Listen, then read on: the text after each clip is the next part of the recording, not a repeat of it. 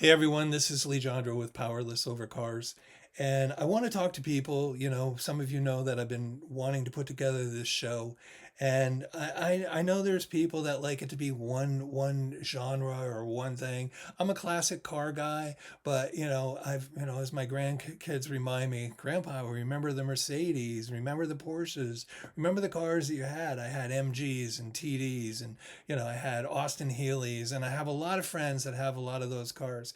And here's where I stand on everything. First of all, for me, and I've talked to my friend Kevin at Alternative Detailing, we've had this conversation.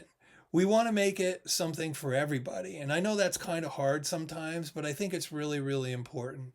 I think having an eclectic mix is going to do something for us because everybody will have certain tastes. If we want young people, not every young person even has ever been exposed to a classic car, a muscle car from the 70s or the 60s.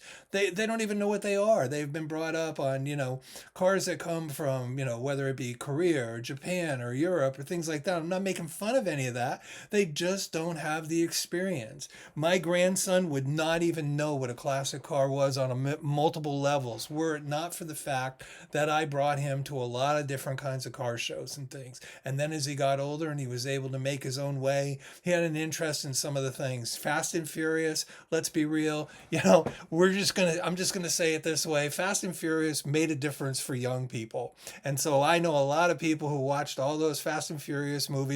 And yeah, there was a couple of cool muscle cars in there, but they cut their teeth on some of this different kinds of cars. So for me, I love the vintage charm, and but at the same time, I like some of the modern exotics and things like that. And I certainly love the cars that come in and they're only made 100 of them, or they made 500 of them, or somebody comes in with something crazy that they built. I've seen the guys who have taken a van and they put the motor in the back and it looks like the van's going backward. I mean, I could give you a list of these.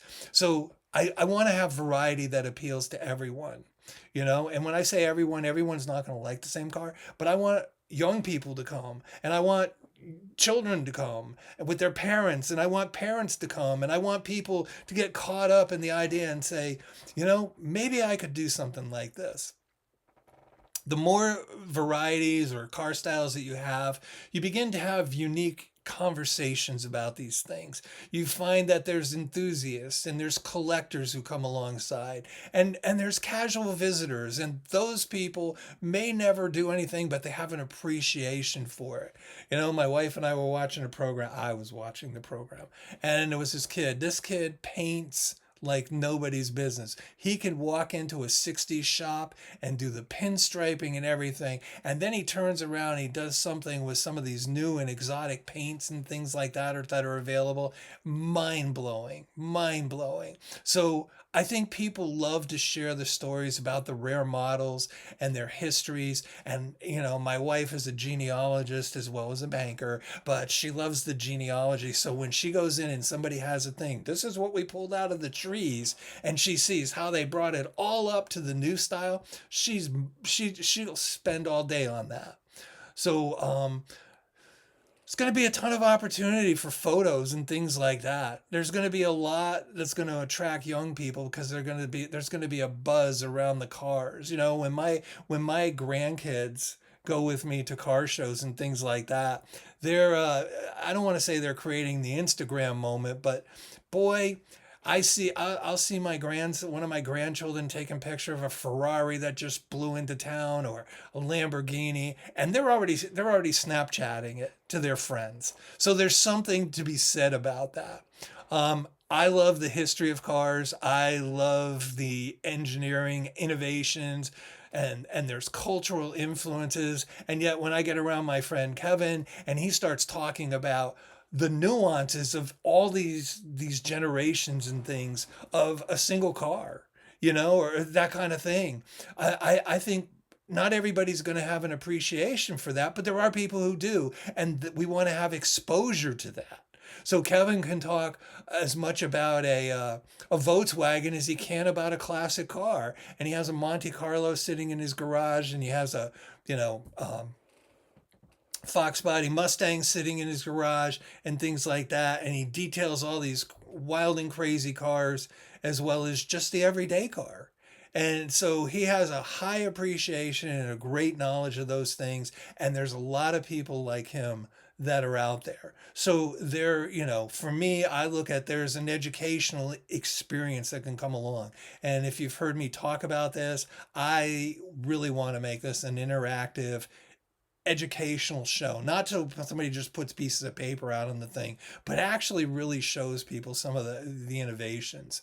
Let's be real. There's a nostalgia factor. Whether you're like me and you were born in the 50s, my friend Bob, who passed away last year, who's 15 years older than me, or a younger person who was born in maybe the 80s or the 90s or the 2000s. Their nostalgia at 20 years old is different than ours. It doesn't mean it's any less nostalgic for them. So I want to make the event something that emotionally engages multiple generations. I mean, there's something for me, I go up and I see an old Valiant and I'm reminded of my grandfather's Valiant that I didn't know could move if you pushed, it had a push button transmission on it. Yeah, so ran into a car or two. Uh, there's something nostalgic about looking at that. Just looking in and going, wow, that's just crazy cool. So, the other part has to do with what I'm going to call global flavor. There are cars that come from all over the world. And the only one I ever diss is a Yugo. But I see some of these European cars. I told you, I had one of my last Mercedes was a 350 SDL. It was a boat. And then I had my Porsche, and I've had a couple of 911s over the years, as well as a whole bunch of other ones and things. And I just love the machinery. I love how they do things. And that's mind blowing. And I think there's a meeting of the minds on some of that stuff. So I think seeing different design, philosophies, learning some of the history. Why are Lamborghini and Ferrari? There's stories out there. You know, who came from a tractor company? Those kind of things. And then there's what I'm just going to call rare sightings. Sometimes at these shows, over the years, I go to this classic show in Lake George, but over the years, I see more and more, not a million of them, but I see unusual and exotic cars. Not something people see every day. And I think there's something about that that's really, really important. And so for me, I want to bring that into play. And I'm not even talking about some of the crazy cool cars. I won't say we become acquaintances. I met him a few years back over in Lake George. He's called the Lake George Truckster. You can follow him. He's got, the Chevy Chase car from, National Vacation, vacation and things like that. He's got that car, and he's got like three of these things. But he knows the guy that has the Ghostbusters vehicle, and he was at a show the other day, and apparently somebody had Pee Wee Herman's bicycle there. I think that stuff's cool. I love looking at the old motorcycles. I love looking at the old trucks. And when somebody pulls in with an old Kenworth or something like that, and they've redone it and it just looks crazy cool, I think those are things that we can appreciate. And let's be real. One of the things car shows do is they attract collectors and they attract restorers and they bring industry professionals into the place. So I would like this show to be a great environment for all cars. And I'm not just going to stop there. I know there's going to be trucks that show up. I know that there's going to be motorcycles that are going to show up and things like that. It's going to become multidimensional. There's going to be a little bit of something for everyone. And I know that's a big deal, to say that. But it's another thing to see that implemented. I have friends that go to the show, the old car show, or the more European and more foreign cars up at like Stone Mountain, and things like that. And this particular couple, they've restored a older Triumph and things like that. They came to the show that was here in the area, that was done by Frog Brewing and things like that. So It's my hope that there's going to be a lot more than just the same old. And every car has a personality, and every car owner probably has a personality. And I just think that it's good to come together and celebrate a community of, a foundational community of almost everybody drives a car. Almost everybody has a car, whether it's a new car or an old car, most people are driving. And so let's make this something that, I don't want to say that I can be proud of, but I do want to be proud of it. But more importantly, that we all can be proud of. So that's my thought process. Again, Lee Jandro with Powerless Over Cars. If you have any questions, just reach out. You can find us on Facebook, TikTok, Instagram. There's probably others. Of course, we have YouTube. And we also have a website called powerlessovercars.com. So join us. Thanks.